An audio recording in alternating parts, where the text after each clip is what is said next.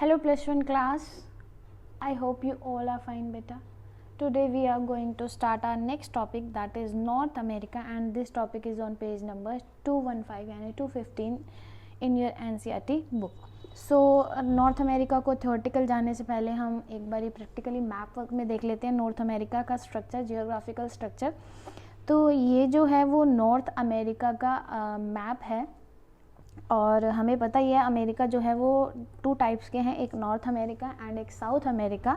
और ये जो पार्ट है यहाँ जो छोटी छोटी आपको सिटीज़ दिख रही हैं ये भी वैसे नॉर्थ अमेरिका के अंदर ही इंक्लूडेड है, लेकिन इसे सेंट्रल एशिया कहा जाता है. सेंट्रल एशिया वो एशिया जो नॉर्थ अमेरिका और साउथ अमेरिका को कनेक्ट करता है. तो इधर से आप देख सकते हैं कि ये जो जा रहा है यहाँ पे ये आगे सारा साउथ अमेरिका का पार्ट है जो इस मैप में शो नहीं किया गया पूरा. हम नॉर्थ अमेरिका की बात करेंगे. नॉर्थ अमेरिका नॉर्थ से एक्सटेंड होता है, लेकिन वो कहाँ से एक्सटेंड होता है? That is from Arctic line से, आर्कटिक सर्कल से.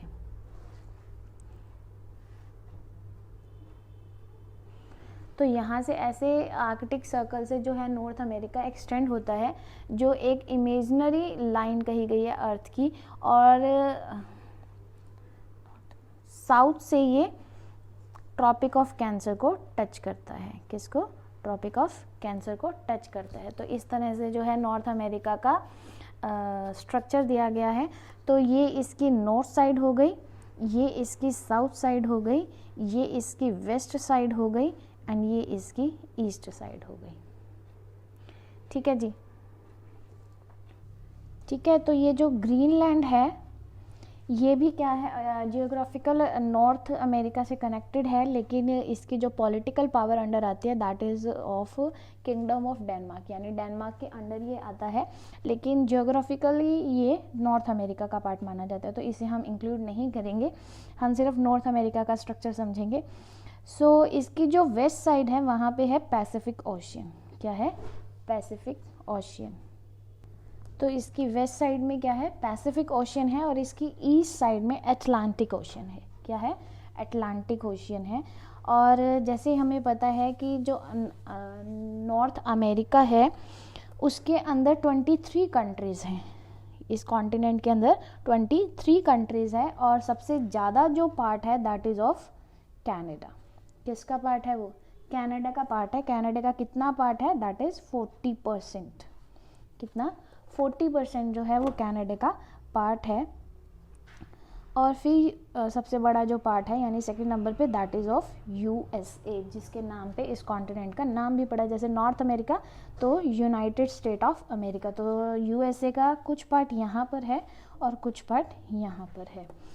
तो अगर हम बात करें कनाडा और यूएसए की तो दोनों का पार्ट मिला के नॉर्थ अमेरिका पे इनका जो टोटल एरिया है दैट इज़ 79%. कितना? 79% एरिया है.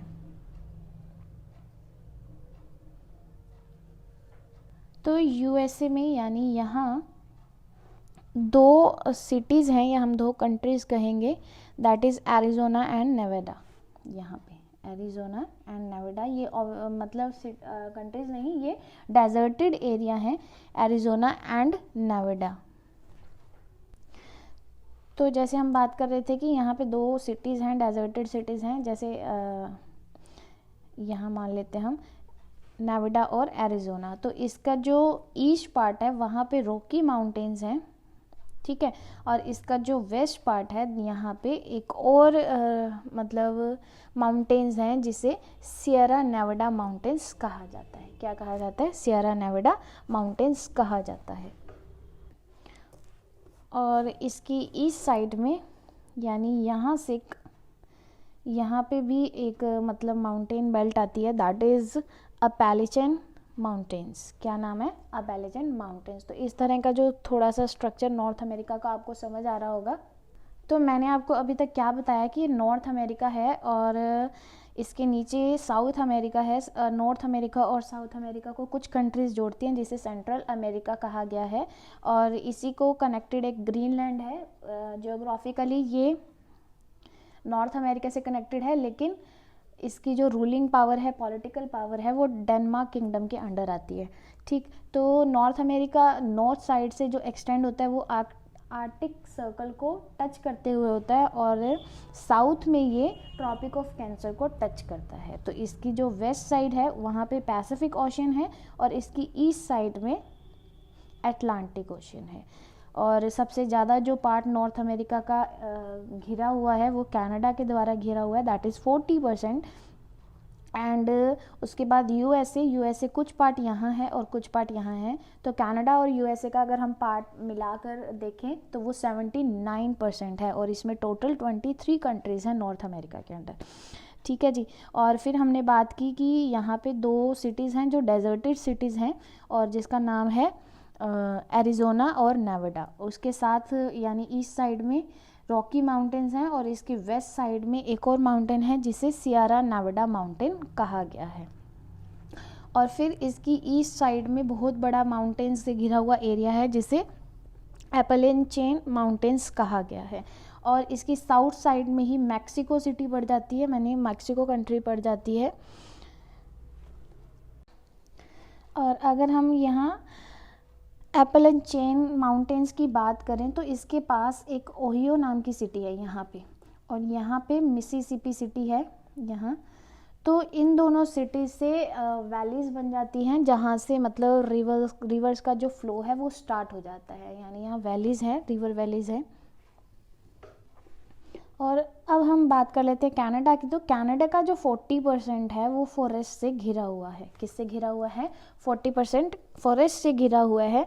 और पूरे के पूरे नॉर्थ अमेरिका में सबसे ज़्यादा जो फसलें की जाती हैं that is wheat, corn and fruits, यानी वीट, कॉर्न एंड फ्रूट सबसे ज़्यादा यहाँ पे उगाए जाते हैं, फसलें की जाती हैं।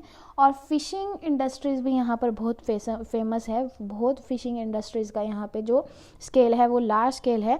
और साथ ही साथ ऑयल, गैस एंड मिनरल्स जो है वो बहुत ज़्यादा बड़ी मात्रा में यहाँ पे, यानी रिच है नॉर्थ अमेरिका इन मिनरल्स के लिए। तो यहाँ पे जो oil gas industries, mineral industries हैं वो भी बहुत बड़ी अमाउंट में है, और बहुत ज़्यादा डेवलप्ड इंडस्ट्रीज़ हैं। तो इस तरह का जो नॉर्थ अमेरिका का जियोग्राफिकल स्ट्रक्चर था वो हमने आज डिस्कस किया। Now we are going to start our next topic that is native people, and this topic is also on page number 215। तो इसमें हम डिस्कस करेंगे कि जो नॉर्थ अमेरिका के सबसे पहले इनहैबिटेंट्स थे, यानी सबसे पहले जो नॉर्थ अमेरिका में लोग आकर रहने लगे थे, उनके जो इनहैबिटेंट्स थे वो इनहैबिटेंट्स कौन थे? Any guesses? तो वो इनहैबिटेंट्स जो आए थे वो आए थे एशिया से। कहाँ से आए थे? एशिया से। तो एशिया के लोग जो थे वो नॉर्थ अमेरिका में सबसे पहले आने लगे थे, और वो जो टाइम पीरियड था दैट इज़ 30,000 ईयर्स अगो। 30,000 साल पहले जो थे वो नॉर्थ अमेरिका में आने रहने लग गए थे। तो ये लोग थे जो, यानी एशिया के ऊपर पूरा क्रेडिट जाता है जिन्होंने नॉर्थ अमेरिका में सबसे पहले इनहैबिटेशंस की थी। और किसके थ्रू आए थे? That is Bering Straits. इस जगह के थ्रू वो क्या कर गए थे? नॉर्थ अमेरिका में एंटर कर गए थे। जैसे हमने अपने इंट्रोडक्टरी पार्ट में पढ़ा था कि जो डिस्प्लेसमेंट हो रही थी वो सबसे पहले यूरोपियंस ने की थी, और फिर एशिया के लोगों ने भी डिस्प्लेसमेंट जो थी वो शुरू कर दी थी। तो हम ये कहेंगे कि एशिया के जो लोग थे वो सबसे पहले किसमें, मतलब एशिया के ही वो लोग थे जिन्होंने सबसे पहले एंट्री की थी नॉर्थ अमेरिका के अंदर, और थ्रू बेरिंग स्ट्रेट से। अगर हम पिक्चर के थ्रू समझे तो सपोज़ करो कि ये वर्ल्ड मैप में एशिया हो गया, और यहाँ कहीं बेरिंग स्ट्रेट आ जाती है, मतलब एक लैंड है जिसे बेरिंग स्ट्रेट कहा जाता है। इस लैंड के थ्रू ये कहाँ एंटर कर जाते हैं? नॉर्थ अमेरिका में एंटर कर जाते हैं। कहाँ एंटर कर जाते हैं? नॉर्थ अमेरिका में। कौन? एशियन पीपल, यानी एशिया के लोग। और धीरे धीरे इन्होंने नॉर्थ अमेरिका से कहाँ ट्रांसफ़र होना शुरू कर दिया? साउथ अमेरिका में। क्यों? क्योंकि साउथ अमेरिका का जो वेदर था, क्लाइमेट था, वो थोड़ा सूटेबल था। यहाँ पे बहुत ज़्यादा ठंड पड़ती थी, यहाँ का जो वेदर था वो थोड़ा वार्म था, सूटेबल था। तो इस वजह से इन्होंने क्या कर दिया था? साउथ अमेरिका की तरफ ट्रांसफ़र होना या माइग्रेट होना स्टार्ट कर दिया था। और 5,000 ईयर्स अगो जो पॉपुलेशन थी, 5,000 साल पहले ही जो पॉपुलेशन थी वो इंक्रीज़ होने लग गई थी। क्या होने लग गई थी? इंक्रीज होने लग गई थी। तो इन्होंने माइग्रेट होना यहाँ स्टार्ट कर दिया था। तो इनका जो लिविंग था वो किस तरह का था हम वो पढ़ लेते हैं। तो ये रिवर वैलीज़ के पास जो थे वहाँ पर, यानी रिवर वैलीज़ के नियर बाय ये रहते थे और फिशिंग किया करते थे, और उनकी मीट ये फूड रिसोर्सेज में यूज़ किया करते थे। क्या किया करते थे? उनकी मीट यूज़ किया करते थे। और साथ ही साथ ये और भी क्या करते थे, और भी जानवरों की मीट खाते थे, दैट इज़ वाइल्ड बफलो और बाइसन। बाइसन भी जो है वो एक काऊ की तरह और बफलो की तरह होता है। ये वाइल्ड एनिमल है, दिखने में उनके जैसे ही होता है, इसे भी वाइल्ड बफलो कहा जा सकता है। तो इनकी जो मीट थी ये लोग खाया करते थे। फिर इन्होंने धीरे धीरे वेजिटेबल्स और मेज़ की खेती करनी स्टार्ट कर दी थी। तो ये कुछ बातें थी जब वहाँ के नेटिव पीपल यानी नॉर्थ अमेरिका में जो वहाँ पे इनहैबिटेशन स्टार्ट हुई थी वो हमने डिस्कस की। आगे का जो टॉपिक है वो हम नेक्स्ट वीडियो में कवर करेंगे। आई होप आपको ये मैप और थोड़ा सा जो नॉर्थ अमेरिका का नेटिव पीपल वाला टॉपिक है समझ आया होगा।